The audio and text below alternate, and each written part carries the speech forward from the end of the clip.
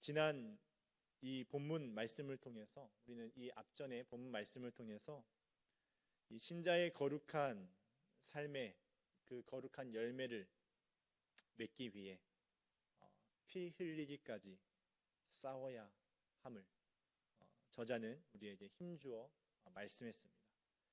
믿음의 길을 가는 것은 결코 순탄한 꽃길이 아님을 우리는 본문의 말씀을 통해서 다시 한번 생각해 보게 됩니다. 고난이 있다. 징계가 있다. 그 고난과 징계를 통해 거룩함에 참여하게 되고, 그리고 그 끝, 그 목적지를 향해 가는 성도가 그 고난과 징계를 통해서 성숙하고 성장되어져 간다라는 것을 우리에게 말씀하였습니다. 징계의 고난, 그것을 받을 때에는 즐겁지 않습니다. 누가 징계를 받는데 누가 그 징계를 받는데 기뻐할 수 있겠습니까? 즐겁지 않고 슬플 것입니다. 하지만 그것을 연단으로 받아들이는 자에게는 의와 평강의 열매가 맺을 것이다 라고 분명하게 우리에게 말씀을 하고 있습니다. 오늘 본문의 말씀은 바로 그 결론의 말씀에 근거하여 실천적인 권면의 말씀을 우리에게 하고 있습니다. 그 권면의 말씀을 우리가 집중하여 한번 듣고 또 우리의 삶 가운데 적용하고 실천하여 하나님께서 기뻐하시는 그 끝을 향한, 그 믿음의 끝을 향한 우리의 걸음이 되기를 주님의 이름으로 간절히 축복합니다. 첫 번째로는 일으켜 세워 곧은 길을 만들어라 라는 것입니다. 일으켜 세워 곧은 길을 만들어라. 우리 12절과 13절의 말씀을 우리 함께 읽어보도록 하겠습니다. 시작. 그러므로 피곤한 손과 연약한 무릎을 일으켜 세우고 너희 발을 위하여 곧은 길을 만들어 저는 다리로 하여금 어그러지지 않고 고침을 받게 하라. 아멘. 방금 읽은 12절 13절 말씀은 구약의 이사야 선지자가 35장 2절 말씀에 말씀한 그 말씀과 관련이 되어 있습니다. 우리 35장 2절에 제가 읽겠습니다. 너희는 약한 손을 강하게 하며 떨리는 무릎을 굳게 하며. 하나님께서 이 구원받을 자들, 이 구원받은 자들을 이 시온으로 돌아오게 하실 그 약속의 말씀을 이사야 선지자가 얘기하면서 그 길이 준비되고 또 광야가 꽃으로 만발하게 될 것이다. 바로 이러한 예언의 말씀이 바로 방금 읽은 35장 2절의 말씀입니다. 이사야 선지자는 이스라엘 백성들에게 이 하나님의 약속의 말씀을 붙들고 소망을 가져라 라고 지금 이 말을 하고 있는 것입니다.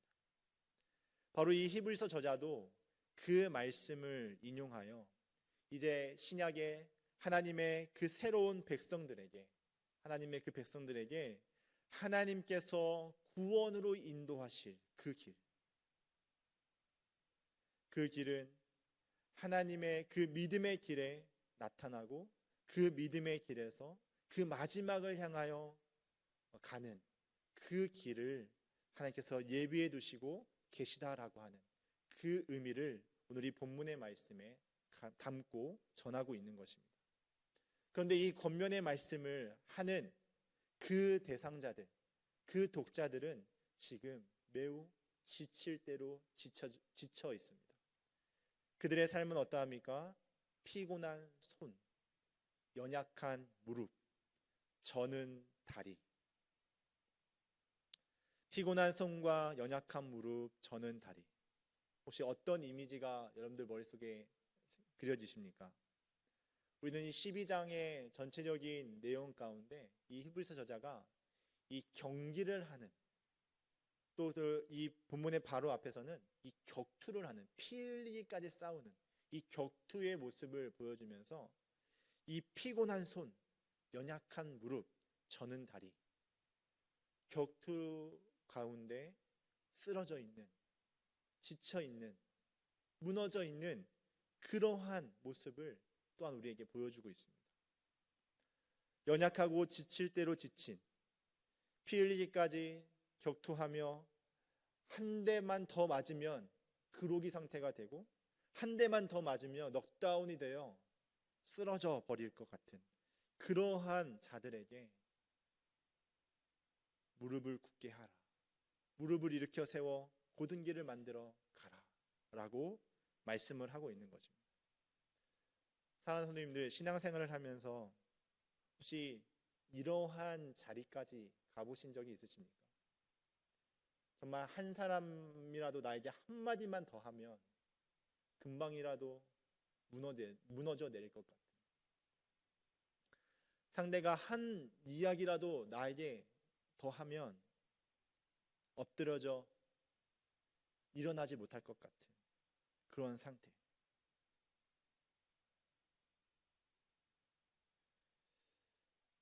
우리가 격투자의 심정을 가지고 신앙생활을 한다고 한다면 바로 이렇게 손이 무겁고 무릎을 꿇고 다리를 저는 이 상황 가운데 우리가 만약 격투자의 신앙의 상태로 그 태도로 신앙생활을 한다면 어떤 마음일까요?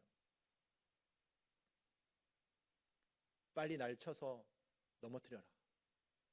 난 더 이상 갈 힘이 없다. 라는 마음일까요? 아니면 다시 일어나야지.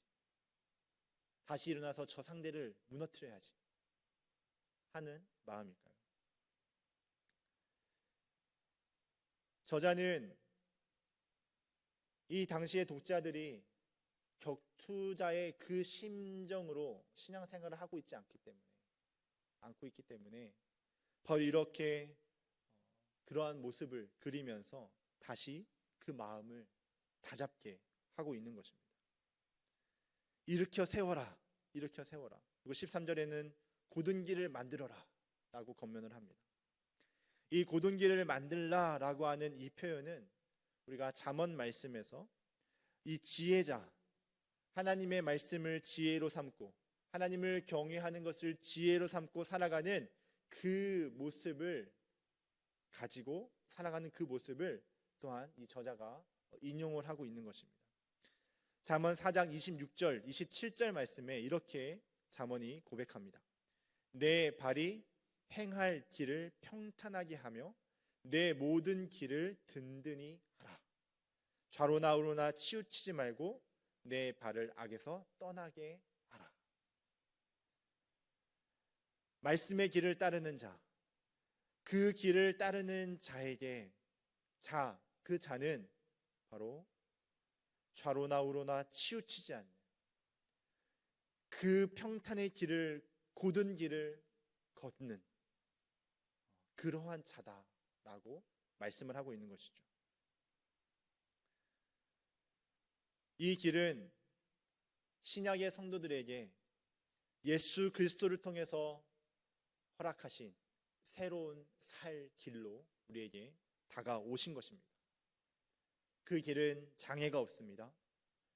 주어진 길이 언제 끊길지 몰라 불안해하지 않아도 되는 길입니다.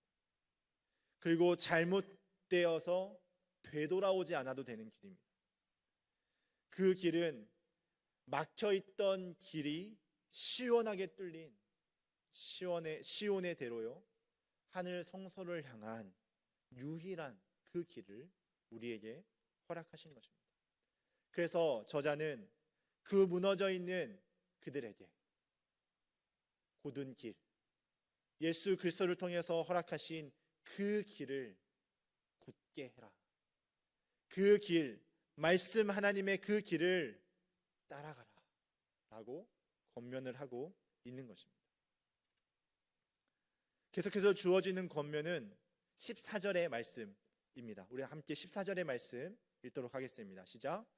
모든 사람과 더불어 화평함과 거룩함을 따르라. 이것이 없이는 아무도 주를 보지 못하리라. 아멘. 모든 사람과 더불어 화평함과 거룩함을 따르라 라고 말합니다. 화평, 이 화평은 평화의 상태를 의미하는 단어입니다. 이 전쟁이 종식되고 이제 그 종식된 것으로 인해서 이제 앞으로 다가올 번영을 기대하는 바로 그러한 의미를 지닌 단어가 이 화평 에이레네라고 하는 단어입니다. 그래서 이 의미가 더 확장되어져서 영적인 화평뿐만이 아니라 육체적인 화평, 또 관계적인 화평의 그 의미를 담아내는 많은 곳에 사용이 됩니다. 신자에게 주어지는 이 화평은 무엇인가? 그것은 바로 가장 먼저 예수 그리스도의 그 십자가 대속으로 하나님과 화평을 누리게 된 것입니다. 그리고 이 화평은 더 나아가서 신자와 불신자 사이에, 신자와 신자, 신자와 불신자, 바로 이렇게 관계 안에서의 화평을 이루는 근거가 되어지는 그 화평이 바로 하나님과 신자 사이에 주신 화평입니다. 다시 말하면 그리스도인들은 하나님과의 화평을 통해서 이 타인과의 화평을 추구하는 자리로 나아가는 자들이다라는 것이죠. 성도의 삶은 하나님께서 은혜로 주신 그 화평의 관계 안에서 그 은혜에 반응하여 지속적인 하나님과의 화평, 또 믿는 자들과의 화평, 믿지 않는 자들과의 화평을 이루는 삶을 이야기합니다. 특별히 이 거룩함을 따르라라고 더 이어서 얘기를 하는데, 이 거룩함을 따르라, 그리고 더 이어서 이것이 없이는 아무도 주를 보지 못하리라 라고 우리에게 권면을 합니다. 이것은 바로 거룩함을 이야기하는 것이고요, 이 거룩함을 통해서 주님을 보게 된다. 이것이 없으면 주님을 보지 못한다. 무슨 의미일까요? 우리는 이 10절에서 징계를 통해 성도가 얻게 되는 유익에 대해서 말씀을 들었습니다. 징계를 통해서 얻어지는 것은 거룩입니다. 거룩. 여기서 말하는 이 거룩은 단순히 어떠한 상태를 의미하는 것이 아니라 행위를 얘기합니다. 행위. 지속적인 행위. 다시 말해서 이 거룩은 거룩해져 가는 과정을 이야기하는 것입니다. 그러니 이 거룩함이라고 하는 것은 우리의 삶의 자리에서 거룩함을 신분을 얻은 자가 그 우리의 삶의 자리에서 끝까지 포기하지 않고 거룩한 삶을 살아갈 때 주님을 보는 그 마지막 날 영생을 누리는 그 삶으로 나아갈 수 있다라는 것을 우리에게 말씀하고 있는 것이죠. 교회 안에 발을 들이게 되면 가장 먼저 우리를 향하여 주어지는 호칭이 있습니다. 그것은 바로 성도라고 하는 단어입니다. 성도. 교회 안에 속해 있다고 해서 성도라고 우리는 얘기를 하는데, 솔직히 성도라고 하는 이 단어의 의미가 얼마나 의미가 있는지 우리가 한번 생각해 봐야 됩니다. 성도는 거룩한 자, 성별된 자라고 하는 의미를 가지고 있습니다. 거룩한 삶을 위해 헌신하고 결단한 자가 바로 거룩한 자, 성별된 자입니다. 우리는 히브리서 11장의 말씀을 통해서 믿음의 그 선진의 성도들이 얼마나 거룩한 삶을 살기 위하여 몸부림쳤는지를 보았습니다. 그 믿음의 삶을 산 그 선진들의 삶을 생각할 때 우리에게 주어지는 성도라고 하는 이 이름이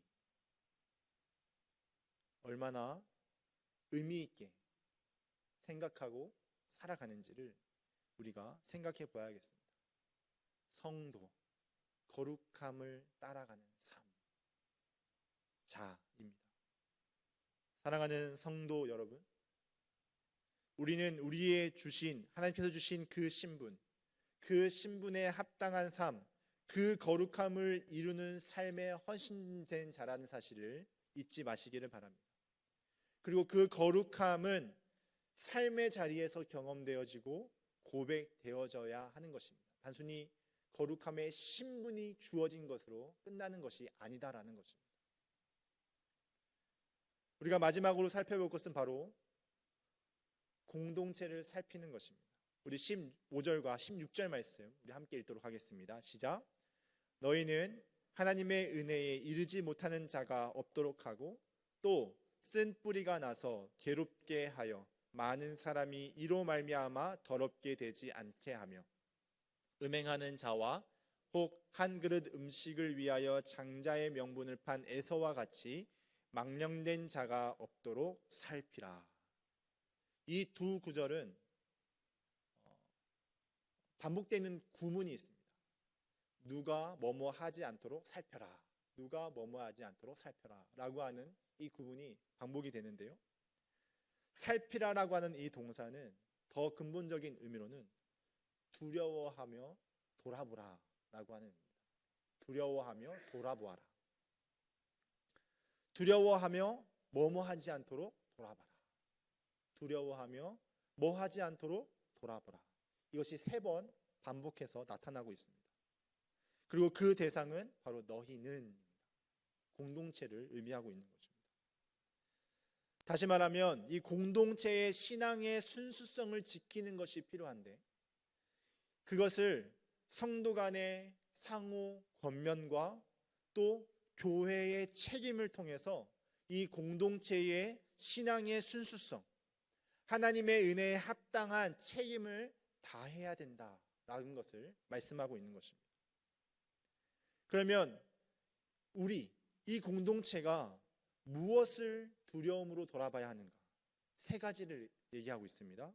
첫 번째, 하나님의 은혜에 이르지 못하는 자가 없도록 돌아봐라.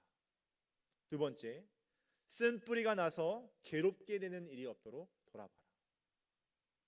세 번째, 음행하거나 망령된 자가 없도록 돌아보라 라고 하는 결론입니다. 하나님의 은혜에 이르지 못하는 자가 없도록 하라 라고 하는 말은 예수 그리스도 안에서 하나님이 주신 은혜와 상관없는 자가 되지 않도록 하라라는 권면입니다. 은혜에 이르지 못한다는 말, 이 은혜에 이르지 못한다는 말을 우리가 무엇인가 열심히 무엇인가를 해서 은혜를 받는 그런 것을 의미하는 것이 아니라 이 은혜와 멀어져 있는 상태, 멀어져 있는 것을 의미합니다. 은혜를 경험하지 못하는 자들에 대한 결과적인 표현으로서 이제 은혜에 이르지 못하는 자가 없도록 하라라고 하는 이러한 표현을 쓰고 있는 것이죠. 하나님께서 베푸시는 은혜의 지속적인 경험에서 멀어져 가고 있는 자들이 없도록 하라라는 것입니다. 하나님께서는 은혜를 주시는 방편들을 우리에게 허락하십니다. 그 방편들에서 멀어져 가는 성도들이 없도록 그 방편들을 그들이 활용하여 은혜 안에서 지속적으로 그 은혜를 누릴 수 있도록 권면하고 살피고 돌아보라라는 것이죠. 그리고 교회는 그런 것을 제공하는 것입니다. 말씀의 자리, 기도의 자리, 예배의 자리, 또 신앙 교제의 자리, 바로 이러한 말씀의 방편, 은혜의 방편들을 우리에게 허락하셨는데, 많은 방편들을 허락하셨는데, 그러면 왜 사람들은 이 은혜의 자리에서 멀어져 가는가? 보통 교회가 이런 것들을 제공하지 않아서가 아니라 핵심은 당사자가 관심이 없기 때문입니다. 왜일까요? 다음 내용과 관련이 있습니다. 쓴뿌리가 나서 괴롭게 되는 일이 없도록 하라. 바로 이 부분은 신명기 29장 17절과 17절의 내용을 반영하는 말씀인데요, 이 쓴뿌리라고 하는 것은 자체에 독이 있는 열매를 내는 그러한 뿌리입니다. 신명기에서 이 식물을 묘사하면서 이 식물이 가지고 있는 이 것을 묘사하면서 이 우상 숭배와 관련지어서 사용을 하고 있습니다. 우리 신명기 29장 17절과 19절 말씀을 함께 읽어보도록 하겠습니다. 시작. 너희가 또 그들 중에 있는 가증한 것과 목석과 은금의 우상을 보았느니라. 너희 중에 남자나 여자나 가족이나 집하나 오늘 그 마음이 우리 하나님 여호와를 떠나서 그 모든 민족의 신들에게 가서 섬길까 염려하며 독초와 쑥의 뿌리가 너희 중에 생겨서 이 저주의 말을 듣고도 심중에 스스로 복을 빌어 이르기를 내가 내 마음이 완악하여 젖은 것과 마른 것이 멸망할지라도 내게는 평안이 있으리라 할까 함이라. 이 비유를 통해서 무엇을 말씀하고 있습니까? 불신앙, 우상 숭배, 이 배교, 바로 이러한 것이 그들이 가지고 있는 완고한 본성에 기반을 하고 있다는 것을 말씀하고 있습니다. 하나님의 은혜를 차단하고 하나님을 섬기는 것을 차단하고 하나님의 은혜를 지속적으로 경험하지 못하는 이유는 우리 안에 있는 완고함 때문이다라는 것이죠. 19절 말씀이 이렇게 말합니다. 이 저주의 말을 듣고도 심중에 스스로 복을 빌어 이르기를 내가 내 마음이 완악하여 젖은 것과 마른 것이 멸망할지라도 내게는 무엇이 있다고요? 평안이 있으리라.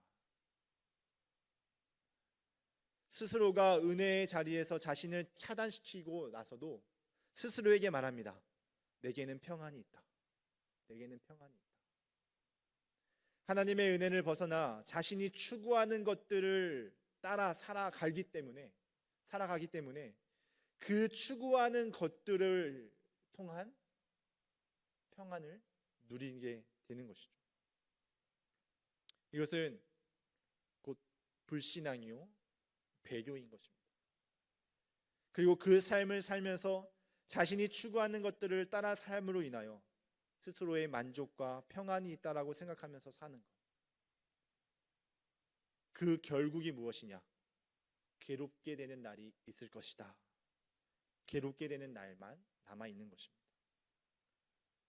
그로 인해 자신을 비롯하여 공동체에 고통을 가져다 주는 이 한 사람의 불신앙의 모습이 혼자만의 불신앙의 모습으로 그치는 것이 아니라 다른 사람들을 더럽히는 그 일이 진행되기 때문에 그들을 살펴라 라고 말씀하고 있는 것이죠. 세 번째로 두려워하며 보라봐야 할 것은 바로 음행하는 자와 망령된 자가 생기지 않도록 하라라는 것입니다. 특별히 이 권면에서 이 에서를 예를 들어서 설명을 하고 있습니다. 우리가 한 가지 선뜻 이해가 되지 않는 것이 있는데 이 음행과 에서가 어떤 관련이 있느냐라는 거죠. 음행은 성적 부도덕한 자가 보여주는 어떤 그 행위인데 에서의 사건을 우리가 아무리 생각해봐도 에서가 그런 성적 부도덕함을 일으킨 것을 생각하지는 못합니다. 그러면 이 왜 음행을 에서와 함께 연관을 지었느냐? 구약에서 하나님을 떠난 자에게 주어지는 평가가 바로 간음입니다. 너희는 간음하였다. 신랑인 하나님을 떠나 다른 신을 섬기는 것을 너희는 간음한 죄를 지었다라고 말합니다. 잘 아시다시피 에서는 자신의 잠깐의 유익을 위해서 하나님의 그 약속의 상속자의 복, 그 명분을 업신여긴 그러한 사건을 저지르고 맙니다. 하나님의 선물을 가볍게 여기고 한 끼 식사와 복을 바꾸는 그런 망령된 행동을 합니다. 즉 이것은 세속적이고 모독적인 행동이라고 지금 저자는 말하고 있는 것입니다. 이 행동이 바로 망령된 행동이다. 망령된 행동이다. 그 결과 어떻게 되었습니까? 후에 에서가 아버지를 찾아가서 눈물을 흘리며 그 복을 나에게도 달라라고 말했을 때 내 아들아 내가 내게 무엇을 할 수 있으랴 라고 하는 말만 돌아왔습니다. 성도가 하나님의 복을 바르게 받고 바르게 인지하지 못하면 세속적인 유혹에 빠질 수 있다라고 청교도 신학자인 존 오웬은 이렇게 말씀하였습니다. 공동체의 살핌에 있어서 우리가 놓치지 말아야 할 이 세 부분, 이 겉면에 우리가 귀를 기울였으면 좋겠습니다. 말씀을 정리하면서 한 청년의 삶을 좀 나누고자 합니다. 이 청년이 한 두세 달 전에 이 회사가 급격하게 어려워짐으로 인해서 구조조정의 대상자가 되었고 어느 누구도 불확실한 그러한 이제 일자리 가운데 처해져 있다라는 소식을 들었습니다. 그런데 참 그러한 한치 앞을 모르는 상황 가운데 이 청년과 얘기를 하는 가운데 이 청년이 고백한 그 고백이 제 마음을 꽂혔습니다. 무엇이라고 이야기했냐면 이 자리도 하나님께서 인도하신 자리였고 그렇기 때문에 앞으로도 하나님께서 인도하실 것을 믿습니다 라고 하는 고백이었습니다. 그리고 한 두세 달이 지난 후에 다시 그 청년을 만나게 되어서 어떻게 됐는지 물었는데 회사에서 이 구조조정 대상자들을 다 정리를 했는데 자신과는 끝까지 함께 이 앞으로 마주하게 될 이 보릿고개를 함께 넘었으면 좋겠다라고 제안을 했다는 것입니다. 내년 1월이 되면 이제 그 조정 후에 첫 봉급을 받게 되는데 그 봉급도 기존에 받던 봉급에 비하면 얼마를 받게 될지 미지수고 반토막이 날지 어떻게 될지 아무것도 모르는 상황이라고 합니다. 그런데 그러면서 이 청년의 기도 제목을 얘기하는데 이러한 기도 제목이었습니다. 하나님, 이곳에서 하나님이 원하시는 일, 하나님이 원하시는 삶을 살게 하옵소서 라고 하는 고백이었습니다. 저는 이 청년의 고백이 제 마음을 적시는 경험을 했습니다. 한편으로는 회사 입장에서 생각해 봤습니다. 이 어려운 회사 상황에서 사람들을 고르고 골라서 정리를 하고 정책을 정비하고 이 어려운 상황을 어떻게 사람들과 소통하고 정리해 나가면서 이 회사가 이 청년을 남게 하기를 원했을까? 단순히 이 사람이 무슨 성과를 많이 내서였을까? 물론 회사는 성과가 중요합니다. 하지만 성과 있는 사람을 1순위로 정리 대상에 둔 것이 아니라 이 사람의 삶의 모습이 드러난 것이 아닐까라는 생각을 해봤습니다. 그리고 저는 교육자의 시각으로 이 청년들을 다시 한번 보았습니다. 지금까지 제가 본 이 청년은 말씀의 맛을 본 이후로 한 번도 그 말씀 배움의 자리에서 떠난 적이 없습니다. 이것을 하고 다음 단계로 가서 했는데 자신이 모자란 것이 있다라고 생각하면 또 그 전 단계로 내려와서 또 말씀을 듣고 기도하고 또 맡겨진 영혼들을 놓치지 않으려고 돌보고 독려하는 것을 게으르지 않게 하는 그러한 모습을 제 머릿속에서 그려보게 되었습니다. 오늘 본문의 말씀을 비추어서 이 청년들을 보게 되면 회사가 어려워진 상황에서 우리는 세상의 유혹에 빠질 수 있습니다. 여기보다 돈 더 많이 주는 곳 찾을 수 있어. 이런 회사보다 더 좋은 회사도 많이 있는데 하나님께서 인도하신 회사인데 왜 회사가 이렇게 망해가는 거지? 라고 생각하면서 세상에 눈을 돌릴 수도 있을 것입니다. 하지만 그 유혹을 물리치고 하나님께서 주신 복을 소중히 생각하고 말씀 앞에서 기도의 자리에서 하나님의 인도하심을 찾고 구하는 그 모습, 저는 이 청년의 모습에서 바로 오늘 이 본문의 말씀을 볼 수가 있었습니다. 사랑하는 성도님들, 우리의 신앙은 어떠합니까? 그 끝을 향해 나아가는 우리의 삶이 어떠합니까? 거룩함을 따르고 또 우리 공동체가 두려운 마음으로 돌아보아야 할, 살펴보아야 할 이 오늘 본문의 이 권면의 말씀을 우리의 삶 가운데 나타내고 드러내기를 주의 이름으로 간절히 축복합니다. 기도하겠습니다.